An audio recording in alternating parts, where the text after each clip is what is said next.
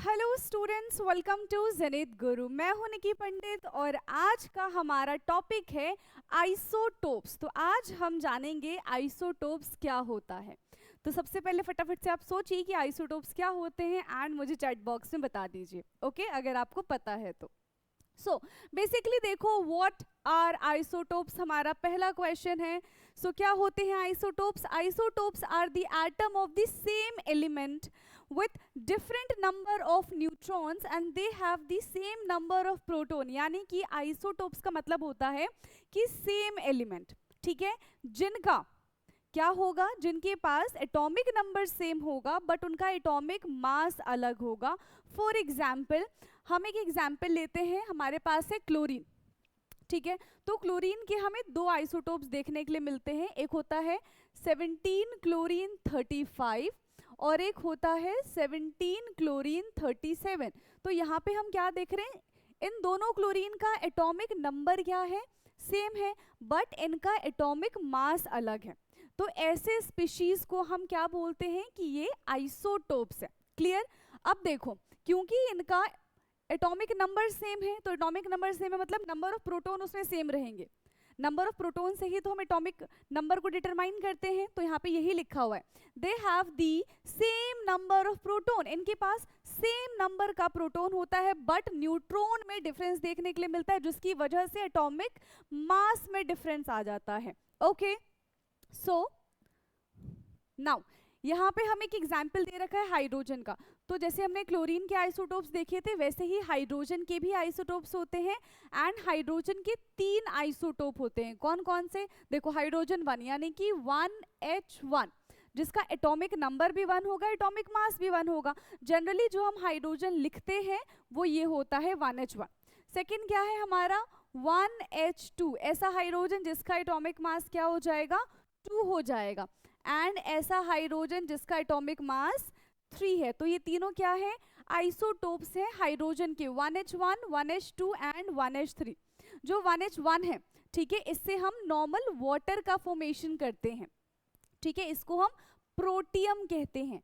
जो 1H2 है ना, इससे क्या बनता है, इससे हेवी वाटर का फॉर्मेशन होता है जिसको हम ड्यूटेरियम कहते हैं। एंड थर्ड वन 1H3 से हम क्या बनाते हैं, बॉम्ब बनाते हैं, ठीक है, समझ में आ गया। और इसकी जो हम बोल सकते हैं प्रेजेंस बहुत कम होती है, इसकी हाफ लाइफ भी बहुत कम होती है, इसको हम ट्रीटियम बोलते हैं। नाउ अब यहाँ पे देखो, there are 3 isotopes of the hydrogen. हमने पढ़ा हाइड्रोजन के कितने आइसोटोप्स होते हैं, 3 आइसोटोप्स होते हैं, 1H1, 1H2 and 1H3, protium, deuterium and tritium. All hydrogen atom contain 1 proton, सबके पास एक एक प्रोटॉन है and 1 electron, but they can have a different number of neutron. सबके पास एक एक प्रोटॉन है, एक एक इलेक्ट्रॉन है, बट इनके पास न्यूट्रॉन जो है वो अलग अलग है, जिसकी वजह से इनके मासेस में हमें डिफरेंस देखने के लिए मिल रहा है।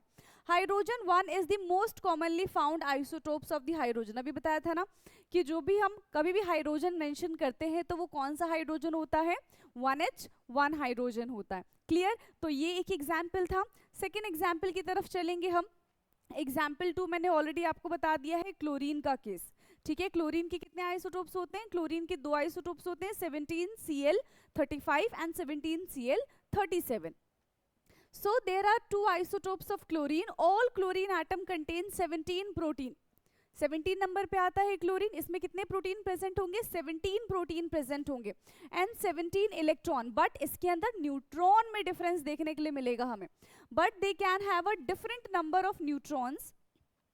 Chlorine 35 is the most commonly found isotopes of the chlorine and the other isotopes of the chlorine is 37. एक होता है आइसोटोप 35, एक होता है आइसोटोप 37, ठीक है।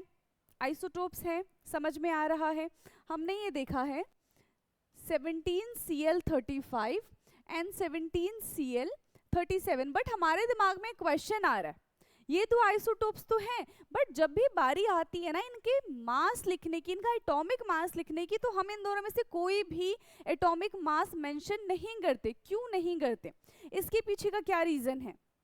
क्योंकि देखो यहाँ पे क्या होगा, दोनों ही हमारे एटमॉस्फेयर में प्रेजेंट है, ठीक है, तो हम इनका ना एवरेज निकाल लेते हैं, that is the relative atomic mass, ठीक है, और average atomic mass we can say. तो यहाँ पे ओके, इससे पहले हम प्रॉपर्टी जान लेते हैं आइसोटोप्स की क्या प्रॉपर्टी है। Isotopes have the same chemical properties. क्यों सेम केमिकल प्रॉपर्टीज होंगी? Because the number of electron determine the chemical properties. ये चीज याद रखना, जो भी आइसोटोप्स होती है उनकी केमिकल प्रॉपर्टीज जो होती है वो सेम होती है, क्योंकि इसमें नंबर ऑफ इलेक्ट्रॉन्स सिमिलर होते हैं। Isotopes have the same number of electron in their atom, right. Now अभी देखो रिलेटिव एटॉमिक मास, जहां पे हम क्या करेंगे, रिलेट करेंगे एंड देन हम उसका एवरेज निकालेंगे। So the relative atomic mass of an element in periodic table is the weighted average the mass of the atom of the isotopes. तो जितने भी आइसोटोप्स हैं उन सब के मास का एवरेज निकाल लो, ठीक। Relative atomic mass take into account the abundance of each isotopes of the element, ठीक है, और कितना अबंडेंस यानी कि कितने परसेंट हमारे नेचर में प्रेजेंट है ये भी हमें पता होना चाहिए। तो कितने परसेंट प्रेजेंट है इनटू कितना उसका मास है। The relative atomic mass of the chlorine is 35.45। Generally हम कितना लेके चलते हैं, 35.5। जब भी हमें क्लोरीन का एटॉमिक मास लिखना होता है हम 35.5 लेके चलते हैं, ठीक। Rather than a whole number, this is due to the chlorine having the isotopes, क्योंकि इसके दो आइसोटोप्स होते हैं 35 एंड 37, ठीक है। तो कैसे कैलकुलेट करेंगे हम, इसका अबंडेंस कितना है, ठीक है, इनटू इसका मास। अभी एक क्वेश्चन करेंगे ताकि आपको अच्छे से समझ में आ जाए। सो यहाँ पे क्या है, क्वेश्चन है, देखो कॉपर का क्वेश्चन लिया है। Copper has 2 isotopes. हमारे पास कॉपर है जिसके 2 आइसोटोप्स होते हैं। एक आइसोटोप से हमारा 63, एक है हमारा 65, ठीक। विच अकाउंट फॉर कितने परसेंट प्रेजेंट है, जिसका एटॉमिक मास 63 है वो नेचर में प्रेजेंट है 69%, एंड जिसका 65 है वो नेचर में प्रेजेंट है 31%। Now calculate the relative atomic mass of copper 1 decimal place, ठीक। अब ना 63 लिख सकते हैं ना 65 लिख सकते हैं, तो क्या करेंगे, इनका एवरेज हम कैलकुलेट कर लेंगे। कैसे कैलकुलेट करेंगे, देखो कितने परसेंट प्रेजेंट है इनटू उसका एटॉमिक मास, ये हो गया हमारा एक आइसोटोप, प्लस कितना परसेंट प्रेजेंट है इस इनटू इसका एटॉमिक मास, ये हो गया हमारा दूसरा आइसोटोप। अगर किसी की 5 आइसोटोप है तो 1 + 2 + 3 + 4 + 5 ऐसे करते चले जाएंगे हम, ठीक है। तो कितना आ जाएगा हमारा 6362 डिवाइडेड बाय 100, तो क्या इसका एटॉमिक मास आ जाएगा 63.6। तो कॉपर का जो हम एटॉमिक मास लिखते हैं ना ही हम 63 लिखेंगे ना ही हम 65 लिखेंगे, क्या लेके चलते हैं, हम लेके चलते हैं 63.6। क्लियर है।